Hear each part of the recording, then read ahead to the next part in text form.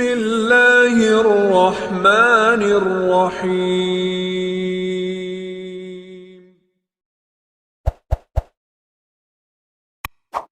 چائیوں کا ہمیشہ کے لیے خاتمہ۔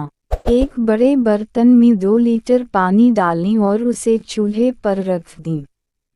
اب 4 کھانے کے چمچ بادام کے تیل کو کسی سٹیل کے برتن میں ڈالیں جو پانی والے برتن سے چھوٹا ہو۔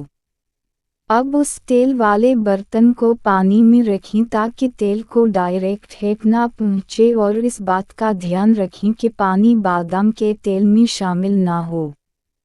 گرم پانی کی وجہ سے بادام کے تیل والا برتن بھی گرم ہو جائے گا اور برتن کے گرم ہونے پر تیل کو نکال لیں اور نیم گرم ہونے پر چائیوں پر لگائیں اور ہلکا مساج کریں۔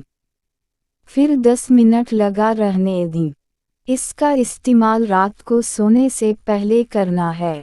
ہفتے میں 2 بار استعمال کریں۔ انشاءاللہ اس کے استعمال سے چہرے کی چھائیوں سے مکمل چھٹکارا مل جائے گا۔